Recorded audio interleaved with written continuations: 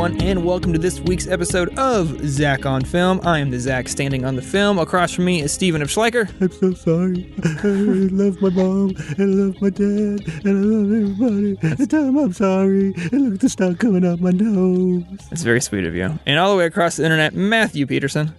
Okay, here's your motivation. You're on the internet. You're watching a movie. You're on the internet. No one's here to help you, but you're on the internet, Zach. How do you feel? I feel very scared because we are starting our string of horror movies. Yeah, from now until the end of October. Yeah. Nothing but scary moments for Zach. And It's an allegory for the rest of Zach's life. it's just a nightmare. Steven, stop. No, I'm being serious. Stop it. Hey, Matthew, you don't know. It could be. Dude, I have a 13-year-old girl. This is not the end of your life, trust me. I'm not I saying. didn't say it was the end of his life. No. And maybe it's not the child. Maybe something else will happen in November that'll just ruin everything. Ooh, you know what could happen? Aliens. Probably, Wait, what happened last nukes. November that ruined everything? Oh, sure. So we are kicking off this horror movie start with 1999's breakout horror film, The Blair Witch Project. Oh God, I love this movie. A movie that spawned a trend that I think is kind of tapered off now. No, it has not. Oh, I have just apparently not been aware of new found footage movies. Right. Because The Blair Witch kicked this off, and apparently it's still going strong, according to Steven. I thought the last kind of stuff was Chronicle, Paranormal Activity, like 72. No. What's happening now? There's still found footage stuff coming out now. Like big stuff? I would say it's medium to. I mean, I'm not saying like super large, but I would say medium-sized budgets But are it's still doing. happening. Look, Chronicle was just that was like 5 years ago. Not very long. But there's still found footage stuff that's coming out. Okay, well, I guess I just haven't seen anything in the theater. Also, I'm not like... It came out like 2 years ago, and that was a weird found footage thing. Which one? Unfriended. Well, Oh yeah. Oh. Nope. That's right. totally right. Yep. Yeah, and if you go back, I mean, found footage films go way back before this. I was watching Cannibal Holocaust when I shouldn't have. Yeah, when that I was like 1980. 12, 13 years old. Yeah. So I mean, definitely it's there. I think what's happened to it is, like so many of these things, it was the big, hot, trippy thing, and now it's just another filming technique, and people are treating it as just, hey, here's a way that we can present our story. Here are some lists of recent. These are 2017 quote unquote found footage films. The Dark Tapes from Epic Pictures Group that came out in March. Phoenix Forgotten, which came out in April. Leatherface, which came out coming out in October. Jigsaw coming out in October. Now, is that a Saw reboot? Yeah. Jigsaw I think so. is a blah blah blah. Pete Goldfinger, blah blah blah. Yes, Saw 3D was originally deemed the series' final installment before blah blah blah blah. Yeah, Okay. and then Unfriended 2, which will come out sometime this year, and good. hashtag From Jennifer also coming out sometime this year. And then next year they already have 2 found footage films coming out. And those are just the movies. Right. That's not TV series, including Alien Autopsy, Fact or Fiction from 1995. And Mr. Biffo's Found Footage that came out in 2017. And apparently, Actually, I don't watch the show, but American Horror Story Roanoke was supposed to be all found footage. Yeah.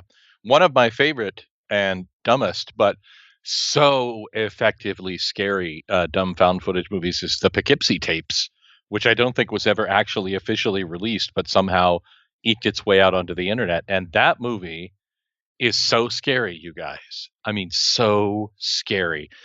And I remember seeing this. I saw the Blair Witch Project in the theater with my wife. It was a relatively new wife at the time, because we'd been married for less than 4 years.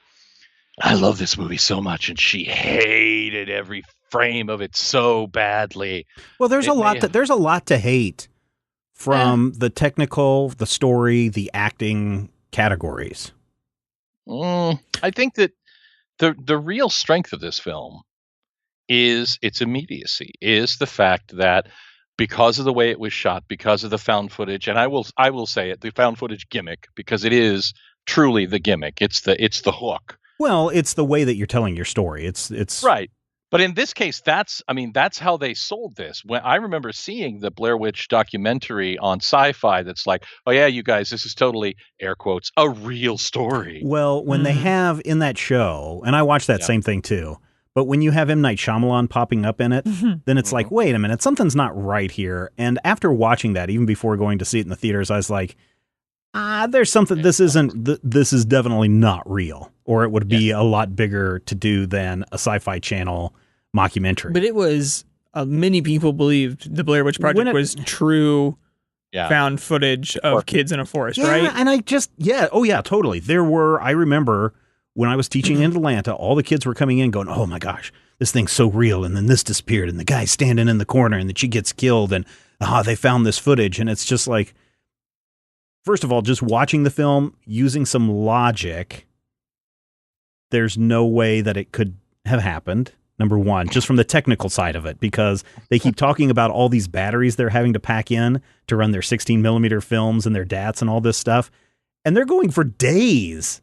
And you never see them lugging around tons of batteries, because batteries in 1995 weighed a ton. I mean, just a battery that would run, 20, 30 minutes was a 10-pound brick.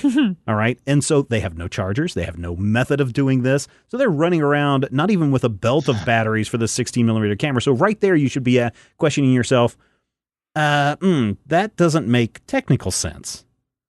And then there's just a bunch of the other stuff that just, how convenient type stuff. Well, it was great because... And then especially at the end when you watch the credits and it's like listing all of these crew members that were part of the production, it's like, not in a found footage, there's not going to be that many people. So right there, it's fake. And yet still people today are like, no, man, that was real. It's great watching the Blair Witch Project after watching many of the spawns of what this movie created. Because the things that came out of it. Yeah, because there are certain aspects of any horror movie, but especially a found footage, you kind of have to jump through to try to get to a logical sense of how this is even possible that they were filming it all. It's essentially always has to be film students, because who the hell is ever carrying around cameras like this? Right. And you have to get around battery issues, because that was like a double point in the first 5 minutes of the film. Yeah. We have to wait till we recharge it. We have enough batteries to last us till the end of the world. That's how many we have. And it's like, but no, you don't. Because otherwise one person would be packing 200 pounds worth of batteries. Right. And, as people who worked cameras in the 90s, we know that.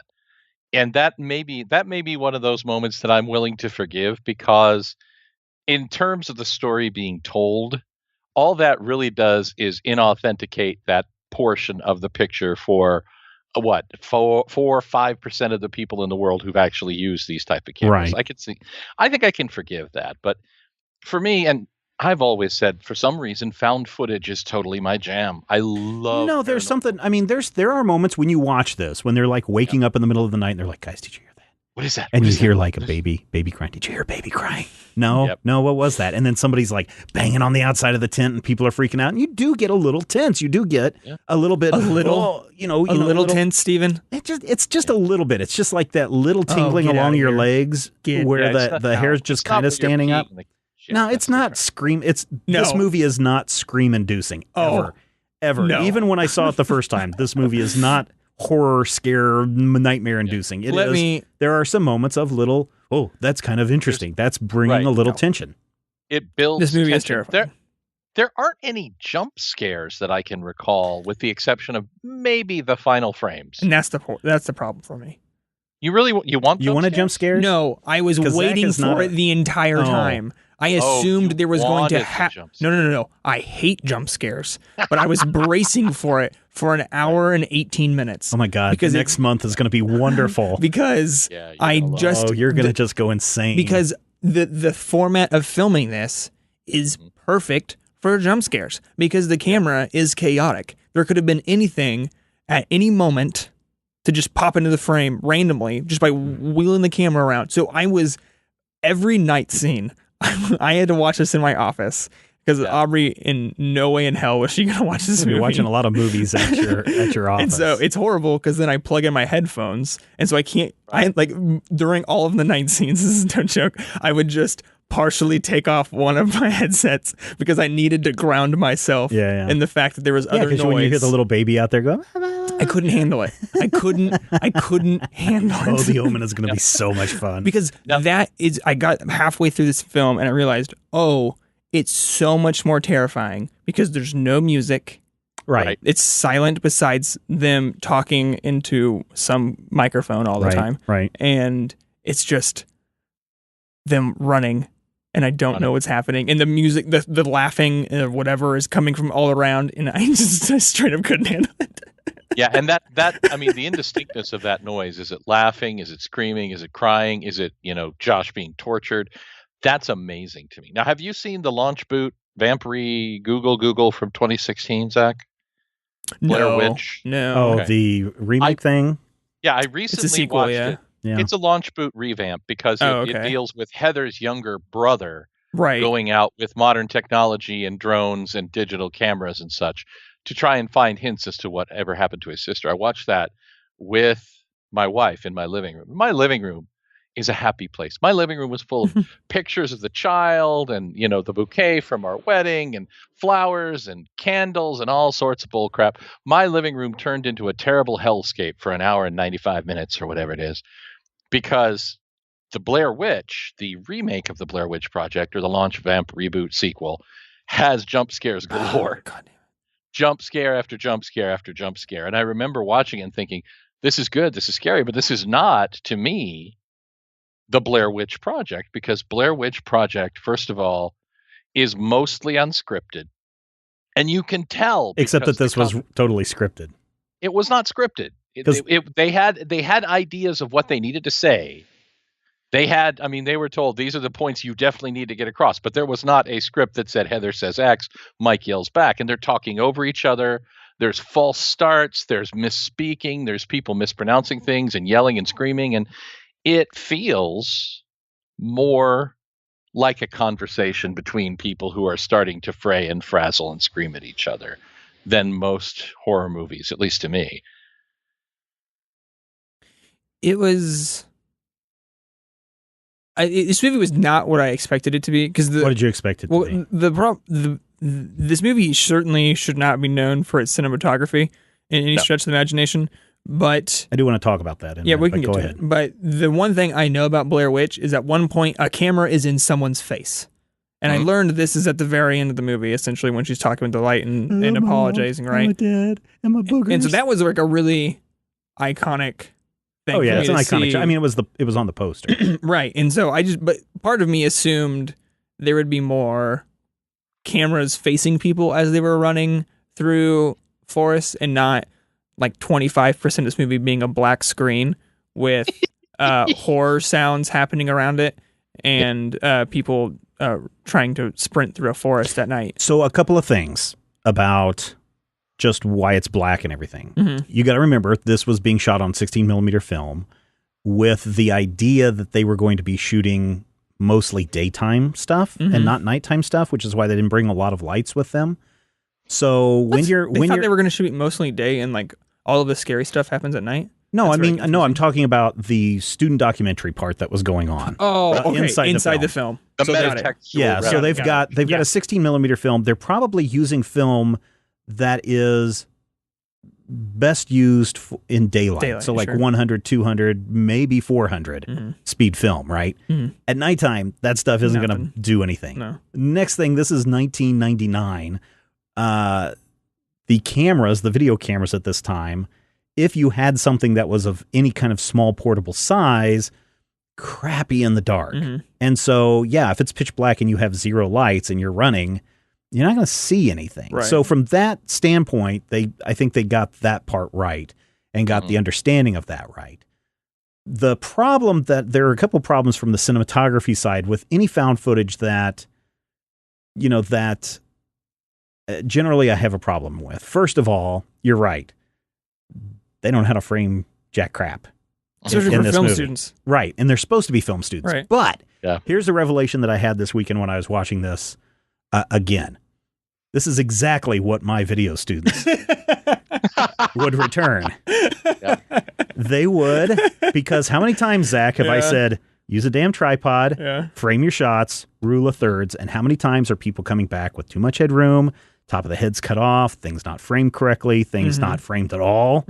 And so from that aspect, I can say, okay, maybe this would be student film project. But on the flip side of that, they're shooting film. Film's expensive. Yeah.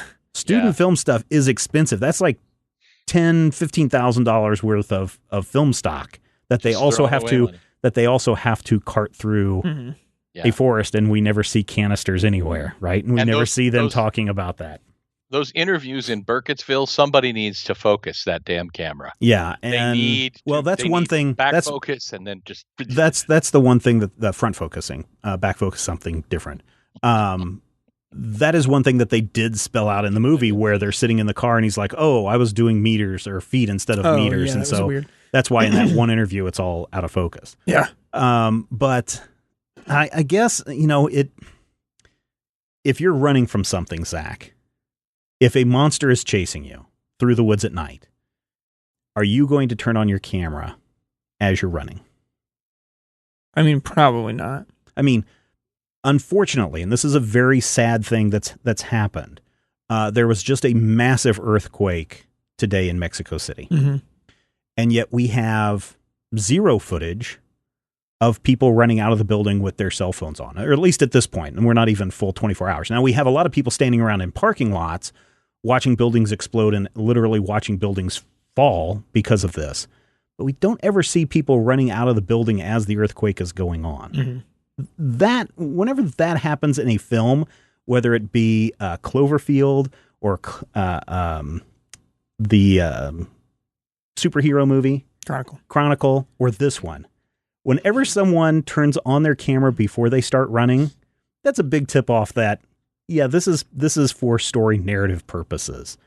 And so that's where a lot of found footage films fall apart for me, is because nobody does that. I have never seen anyone do that. And if you did, it would be all over the news. And rarely do you ever see anything like that. Yes, in a hurricane. Yes, we're outside in a hurricane. Hey, oh no, something's flying at us. That's just people being stupid. But if you're literally terrified, your fight or flight response is not telling you turn on your camera before you start running. You should do a breakdown of every found footage movie, like Neil deGrasse Tyson does of every space movie, and he just like rips it to shreds.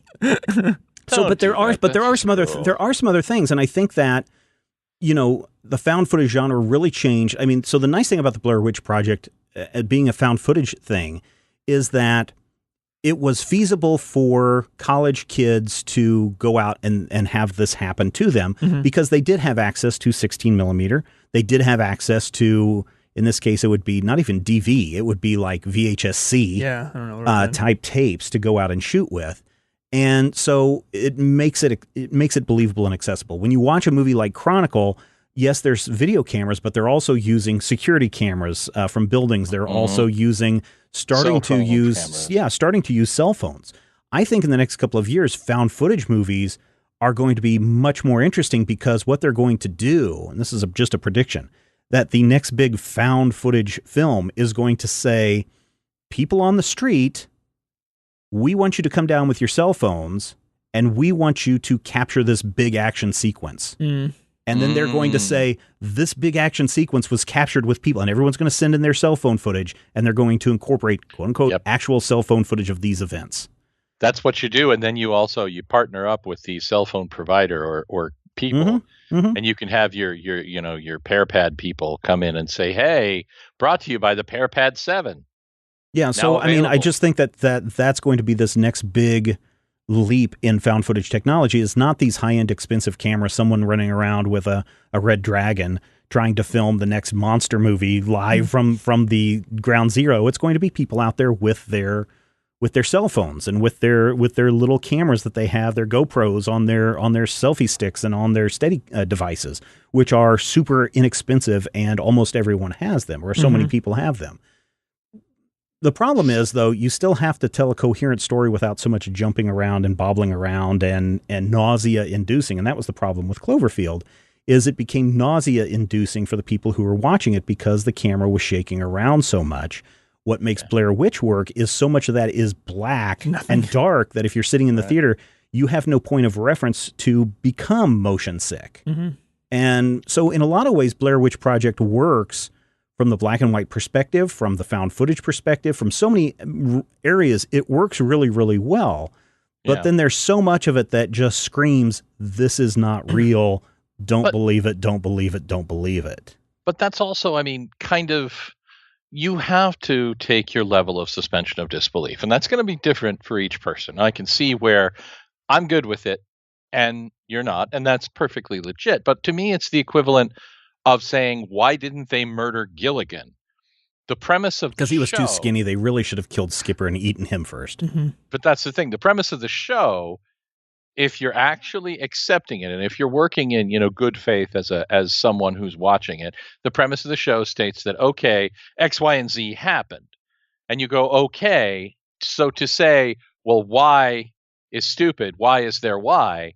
Not only is that grammatically incorrect and indistinct, it kind of, to me, I think, is questioning the very point of the movie. It's like saying, to Texas Chainsaw Massacre, why is this crazy guy wearing a leather mask? Well, that's the movie. That's the point. Why does Luke Skywalker want to go off and have big adventures? Well, he doesn't. He wants to go to Tashi Station. He gets abducted by an old man and some droids. He wants to go on a suicide pact. So, yeah. They're his favorites. So I'm not trying to dismiss the found footage. It's just like there's so much of it that is disbelieving. I'm not saying that found footage films can't work, because I've already mentioned several, like Chronicle, like Cloverfield, like Blair Witch, where it does work.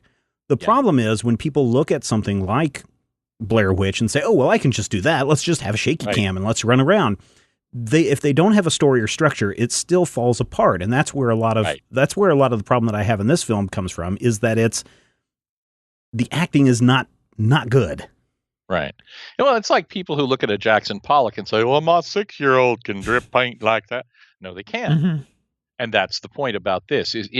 Part of the reason that it works is it feels like this took no effort, that this is just some kids dinking around with cameras. And I agree with you in terms of the weaknesses of the cinematography, especially the cinematography as shot by the actors, when it's clearly the actors shooting it, is definitely subpar. But it also kind of, to me, helps to sell the reality of their underlying thing. If I go in and I'm like, okay, I know that this movie is not for real. Well, I don't know if I actually knew that it was in 99. I didn't have an opinion one way or the other. But I went to this movie and I'm like, wow, that was effective, partly because of how it felt like reality, because everything wasn't perfectly framed or correctly put together. And to some degree, I think that is the real selling point of a found footage film, is if you can immerse yourself in it, it can make it feel like this is a real thing that's happening. And it's even scarier because what happens if you wander off looking for the blue light lady, Zach? Have you heard about the blue light lady? I'm very familiar with the blue light lady. Yeah. No, I got lost one night with the blue light lady, and I nearly got arrested. The problem. I don't have a problem with using the found footage as a narrative tool. I really don't have a problem with that. Area 51 is an interesting show. There's another one about these. It's a foreign film where these guys go. Was it Infected? Is that what it is? Where they go on a trip and it Troll Hunter? No. Well, Troll Hunter is another one that's really good. And then there is, I'm trying to find it here, but it's basically these two guys go to like Spain for vacation and they're filming their experiences. Is it a vampire Contagion? one? Yeah, and it turns into a vampire movie. I don't remember what that's called. I can't remember if it's Contagion or not, but it's good. But at the same time, that, hey, we're using this storytelling. We're using found footage as a storytelling technique. We're not trying to force upon people the idea that this is real events that happened. And that's unfortunately what Blair Witch tried to do, is try to push on people that this is real. Everything you're seeing really happened. You don't want to go into the woods because somebody in a cabin's going to kill you and make your friends stand in a corner. And then the rest of your friends are going to find a bundle of twigs with all of your teeth inside. And that's what I think annoys me the most about the Blair Witch Project, is this constant push of this is real, this is real, this is real, when in fact it's totally not. and you're lying to and I guess I really have a problem with people that habitually lie. But that's what they're doing, is they're lying to the audience, trying to say, hey, no, this is totally real. And when people question it, they're like, no, it's totally real. But there's the actress over there. No, this is totally a real found footage thing. So that's, I guess, the biggest problem that I have with it is the disingenuousness of lying to marketing. people. Yeah, they're marketing. Yeah. Disingenuity is the word you're looking Yes. for. And I'm trying to find, I'm definitely. pretty sure that other one is called Contagion or Contaminated or close. something Contagion like that. sounds pretty good. I don't see it here on the big Do we know list. what year? It just was like 2 years ago, 2 or 3 years probably ago. 2015. I'm looking for it right now. But brain is regardless, going I'll find it before the end of the show. Right. What I did think was interesting with the narrative of Blair Witch is that it. Okay, so first off, I hated the ending. I thought it was garbage. I thought they had no idea how to end the film. Oh, Why? the ambiguity, or just the way it was? It was just I think So it was the just problem. dumb. So the problem with the way the movie ended is you have to listen to two stories that are going on in the What's in the Woods. So when they're interviewing people in town, they're really talking about this Blair Witch thing. They're trying to find out about the witch. Yeah. But as they're interviewing people, they start talking about this mass murder thing that happened not too long ago. And they tell you, well, this is how they killed people. They made one person stand in the corner while the other person was killed. And then they came and killed the other person. And then all the bodies were spread out on the rocks. Yeah. And so while the students are focused, the main characters of this film are focused on, well, there's this Blair Witch myth. Right. They totally miss the point about there's a serial killer or killers that are in the woods that have killed these people and that no one knows why it is. Afflicted? That's what it is. Afflicted. Yeah. Yeah. Good job. Yeah. Afflicted. Okay, so I did forget about the standing in the corner thing, but and that's something where they talk about that a couple of times with the rust and par portion of the myth. And true, you do have to kind of remember that. Sure, but I guess the problem is if the idea is that it is a person in the woods killing people. They could have shown it. No, because that's what makes it scary is the unknown. No, because it's not scary. Yeah, it is. The because ending is not scary. The scariest ending is if you've been paying attention to the story about one person stands in the corner while the other person is killed from behind. The minute the girl walks in and you see the man standing in the corner, oh my God, turn around. He's right behind you. Get out. And then you hear this pum, pum, pum, and then the camera drops because she's been attacked from behind and is dead. Well, I mean, I figured she was dead or something. Yeah, the problem is I was so scared. Well, they're all dead because that's how they all went missing. I was so scared the entire film. There was no reason for me to remember about the kids. I would argue that you're right. The ending is fairly weak because unless you've been paying attention to it, those last minutes make no sense. And if they were doing, if these kids were doing the found footage thing that they made popular correctly, the camera would have fallen at an angle to where you could have seen a person walking to Mike and then killing him after, and she's laying dead on the floor. That's how they would have done it. And that's how everyone after this movie did it. Mm-hmm. The camera but that's falls. Also, to me, I think that's a selling point because on some level, it kind of unravels or undermines those horror movie tropes. The Michael Myers is right behind you, run away, Jamie Lee Curtis. You never see the witch. We never actually have any actual proof of the existence of a witch. We see creepy, eerie things. We see stick figures. We hear voices. We hear screaming. We find a hunk of Josh's tongue and his teeth and hair. We find all of these creepy, terrible things happening, but there's never, ever a sign of the witch. And to me, that's very successful on that Rod Serling level of the unknown is scarier than anything they could ever put together. Have you guys ever seen Jeepers Creepers?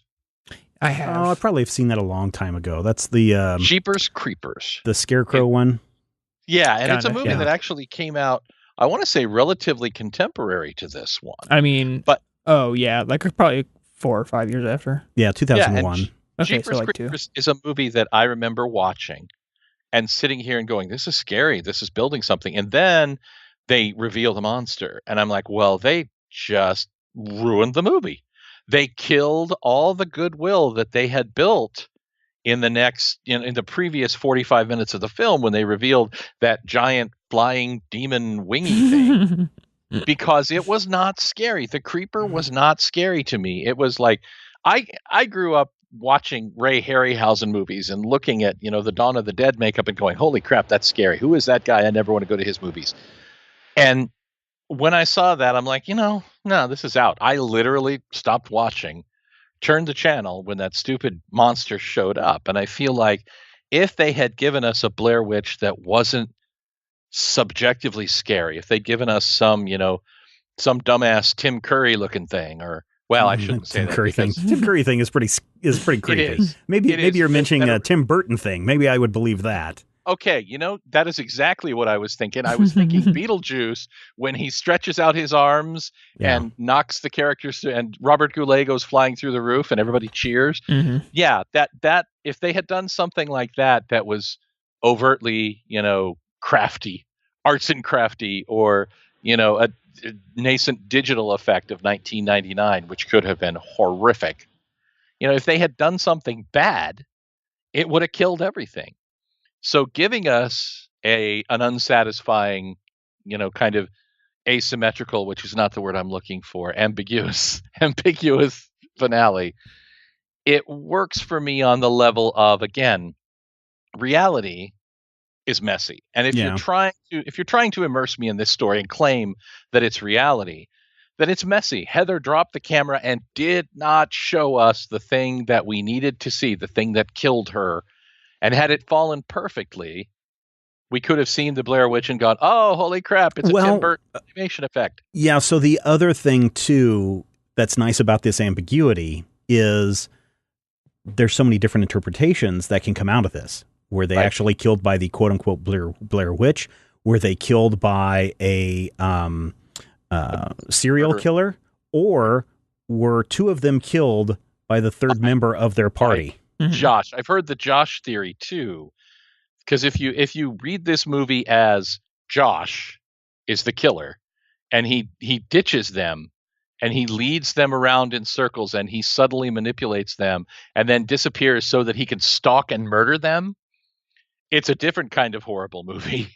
But yeah, I mean, it's a read that I don't support. I don't like as much as the idea of maybe or maybe not. There's a scary. I'm confused if the reading at the end of the movie, which makes sense that it's a serial killer in the woods, right? Right. How does a serial? Because in the legend of the 7 murdered children, they're children. He can make one stand in the corner. Yeah. Supposedly, this would be an old man. Right. How does an old man tell a college student to shut up and stand in the corner? And that's where, maybe there's others. There's more than one person banging on that tent in the middle of the night. There could be a whole hillbilly family up there in the Maine woods. And all of a sudden, we're in a remake of The Hills Have Eyes. Yeah, which is Michael Berryman could use the work. So here's the thing you have to remember about horror, and you're going to see this again and again and again.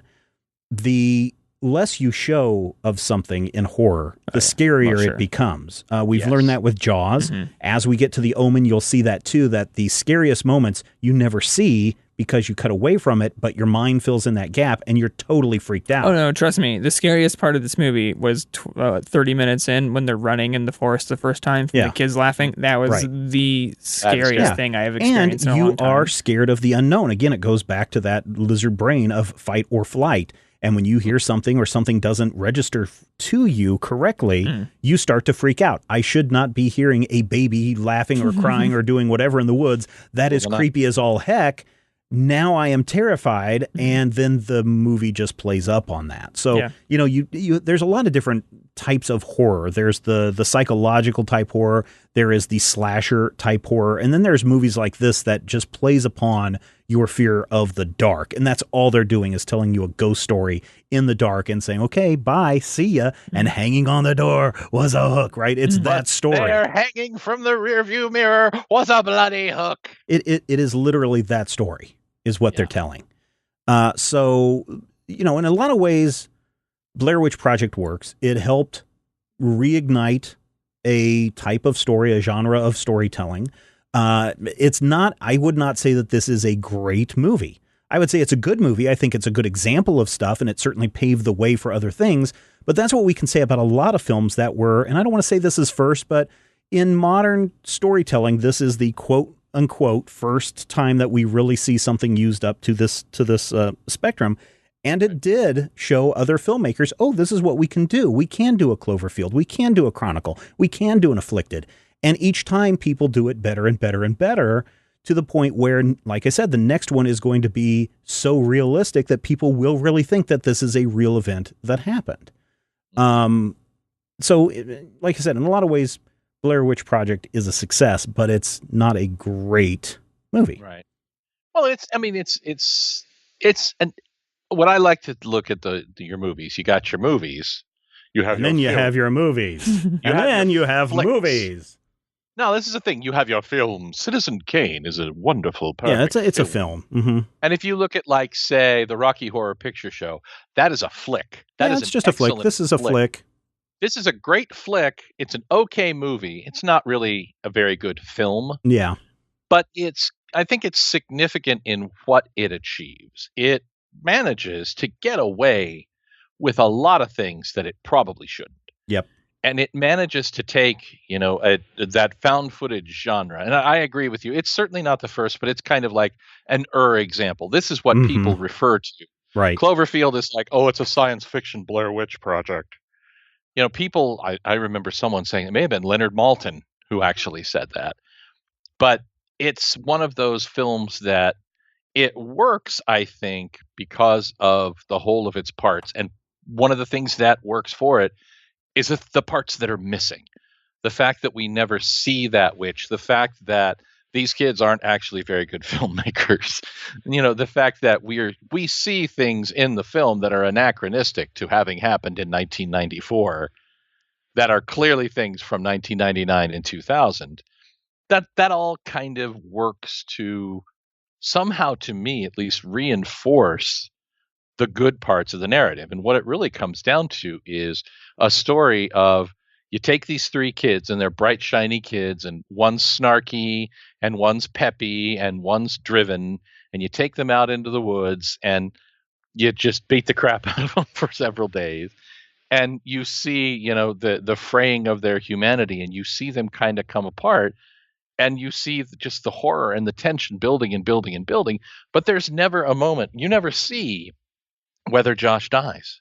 Right. I mean, we see what seem to be parts of Josh, but we never see Josh die. We hear him screaming like he's being tortured in the woods, but we never see anything bad happen to Josh. We never see. And that's why there's that telling of, this is just Josh out there killing people. Right. But we never see anything happen to Mike. We see Mike in the corner. We see that, oh God, you guys, I don't know if you were both on the episode. Do you remember a few years ago, we did an episode of top five nightmares? Yeah. And my number one nightmare is the scary, scary house with all the twists and turns and the scary dark basement, and don't ever go in the basement. And oh my God, sometimes even now, 46 years old, 46 years old, sometimes I will wake up from a dream of T house. Yeah. I don't like horror movies. And I've talked about this over the years, is horror movies are not something that I go out of my way to watch. But over the last 5 years or so, I've made it a point to sit down and say, okay, let's start watching some horror movies. Let's see what makes a horror movie work. Let's see if it scares me or not. And there are some horror movies that legitimately scare me. But some of them just don't. Right. That's my problem, is that I've watched so few horror movies that I feel you're about like to watch I'm the some cheap of the scare. Yeah. It's like, it's not like, I've watched enough comedy, and I don't know comedy, but there's like something like, oh, this is really not that funny of a joke, right, and you can kind of get that. The problem with horror is that it's so being scared and having those senses like go crazy and you freak out. It's so built in to our brains that it is overload for me, because I literally have to remind myself as I'm watching this. I'm like, I don't need to be afraid. I'm in my office. Yeah. I'm in a chair. I'm not in the woods. Nothing's going to kill me. But oh God, what just touched my leg? Oh, it's just my furry dog. Yeah. Oh, shit. Yeah. No, I mean, that's what works. It's what's in the dark. It's what you don't understand. So here's the question that I have for you. Someone comes to you, Zach, as an editor, or Matthew, both of you. I'll ask this question to both of you. Someone comes to you as an editor and says, we just found all of this crazy ass footage and we think that there's like something here. What would you have taken out of this movie. You have nothing more. Let's just say there's nothing more than what is in the movie, but you can take things out of the movie to help craft your story. What would I take out of the movie as it's presented? Yeah. Ooh. Because I the first don't know. thing that I would take out is there's a lot of them just fighting and arguing. And it's like about the third major fight that they have, I'm sitting there going, right, we get it, you're angry at each other. And then 2 minutes later, they're like, oh, it's okay. I would have taken out more of that stuff. Really? Yeah, because I love that. you can have you can have it twice, and I think the audience gets it. But when it goes to the fourth or fifth time of just people screaming at each other, it's like doesn't make any sense unless they're really going for one of them killed the other two. And then walked over the woods to Canada. Yeah, sure. That aspect of the film is actually where I hoped it was going to go, in that they were all just so paranoid by being hungry and tired and so freaked out about what could have just been like animals rummaging through the forest that they ended up dying. Yeah. You know what I mean? And so the breakdown of the social aspect of the group is what I really enjoyed about it. And I think that I would not take that out because that's primitive. That's archetypical. That's Jungian psychology, man. You see people descend into suspicion and distrust. And the way they cut this. Well, but that's the problem. You can show it in less time and with less footage than what we actually saw. You can still get that entire point across. But the longer they draw it out, the faker the arguments appear on screen. The less real they do. I didn't get that. And to me, that's the equivalent of saying, why do we have this long, drawn-out Robert Shaw speech in the middle of Jaws that takes us away from the narrative of, man versus nature and the evil shark? Because that really tells us, that draws us into Quint's world, and that gives us that's a story that Quint's telling. That's that story that Quint is telling. People having the exact same argument again and again and again with basically the exact same thing going on in my mind, does not push the story forward, nor does it create any new character development. And it's stuff that could have been taken out. There's like 10 minutes of this film that could have been taken out. See, I think to me, I would have taken out, if this was truly a story about kids in the woods on a film project, I think the first 10 minutes of them getting ready to go shoot the film project is only there to justify batteries. Yeah. Like the first 10 minutes is just about batteries and such. You know what I mean? And then you just like cut everything until they get to whatever the town actually is, and they actually start filming. I disagree there too. I feel like part of the problem that I have with this is that an 80-minute running time is and so that's part of the problem. An 80-minute runtime is a pretty slimmed down film in terms of horror. There's almost so here's the problem. In order to have a theatrical release, you have to have 75 minutes worth of film, right? Otherwise, you can't get it as a theatrical release. So oftentimes what happens is you have to extend a bunch of stuff just to get that, to squeeze out as much as you can to get it past that 75 or 80 minutes or whatever it needs to be. Even the guy that did Baby Driver, what's his name? Edgar Wright has talked about in his first film that they got distributed, it came in at like 66 minutes or something. And they're like, oh crap, we have to pad this out. And so they created like this 5-minute intro sequence that was all animated. And then they made the credits run twice as slow so that they could stretch those things out. And unfortunately, I think some of the things in this film are only there because they're like, crap, we need 75 minutes or we need 85 minutes so we can submit this to the film festivals. The opening portions of the movie really establish who these three schmucks are. I think if we cut that down too much more, we would kind of lose any reason to care about them, because once they get in the woods, they're dicks. Once they get in the woods, it's, a screeching martinet and a jackass and a guy who's sniping at both of them and claiming to be right down the middle, and they're all jerks. And I feel like having those opening minutes where they're young and fresh and happy and they're like, hi, I'm Mike, hi, I'm Heather, They introduce themselves to each other and to us and give us some sort of grounding to give a damn. Now, I might be willing to go with Steven's assumption that we could cut out some of the fighting. I think that would work. But I think if you cut too much, if you cut much more than we have, you've kind of taken away some of what's working to build that tension, because the fun of this tension is the fact that it's making them crazy. It's making Josh nuts. It's making Mike paranoid. It's making Heather into just a screaming nutcase. And they actually justify why Heather won't turn off the camera at one point. And I think you can't take that out either, because it's probably the most successful justification of why we have footage that makes a coherent narrative and nobody turns off the camera, is that Heather starts to freak out and thinks that I'm just going to treat this like a movie because I can control my movie. I'm so sorry. Mom, Dad, I wish I had clean underwear. Oh my God.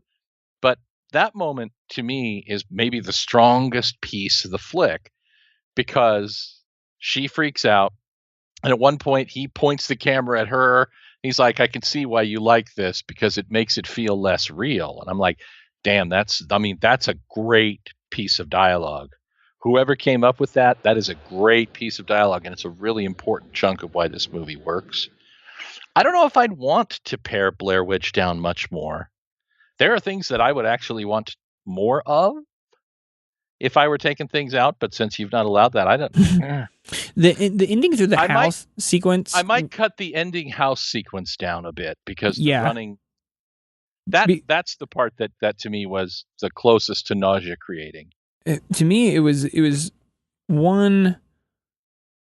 I'm trying to think back through all of the sequences when they were shooting on video and the 16 millimeter, but the house sequence, they are continuous. Yeah, at the end, they're continuously jumping back and forth. Yeah, they're through showing the you two cameras different a points lot. of view. Yeah, and really, they're pretty much just tailing each other.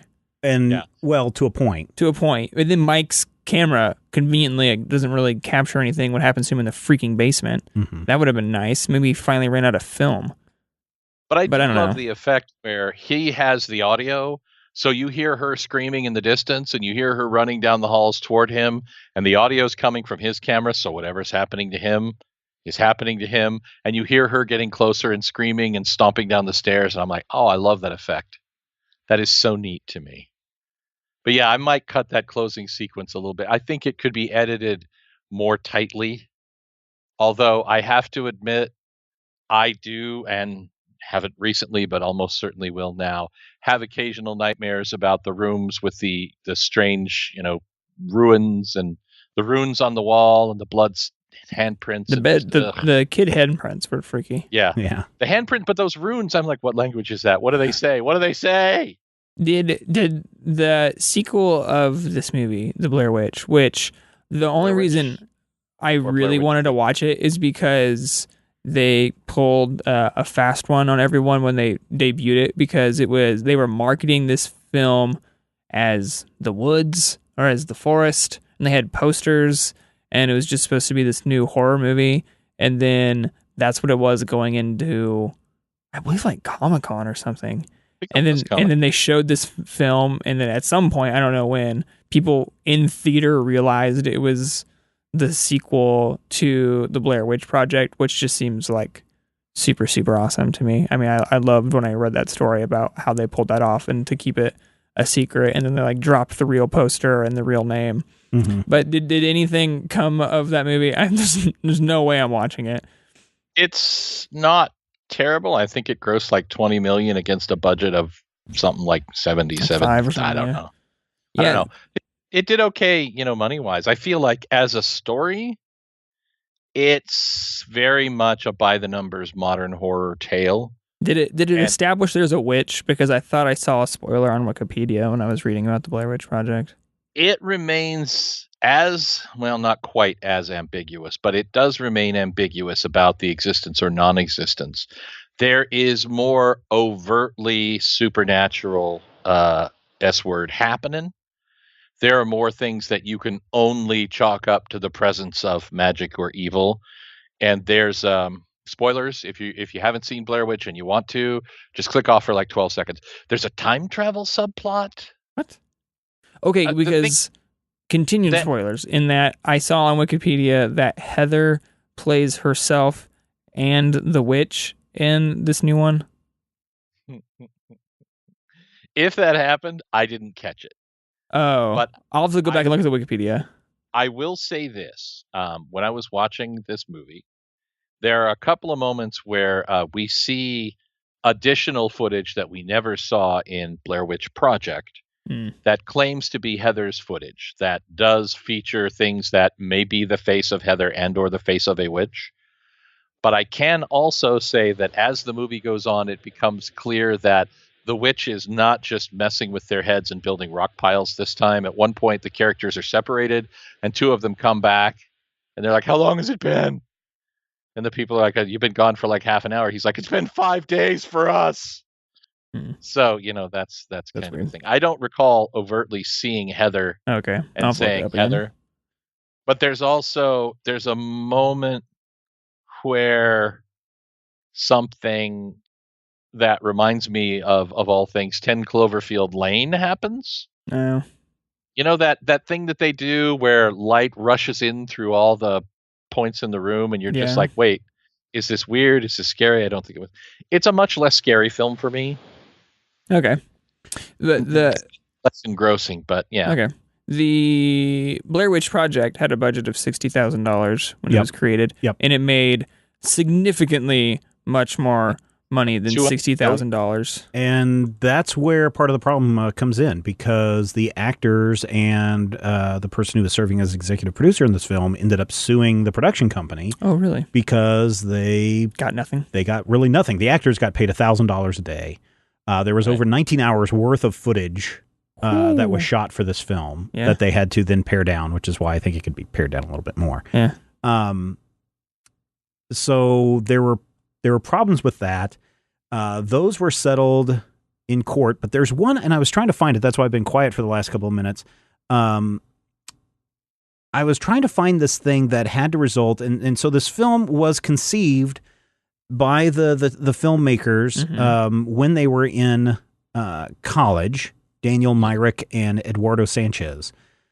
So they conceived of this in college, but the story that I followed, and again, I'm trying to find this down, and maybe I'm thinking of a totally different film completely, but the deal was that they used the University of Florida's equipment to make this movie as part of their film studies.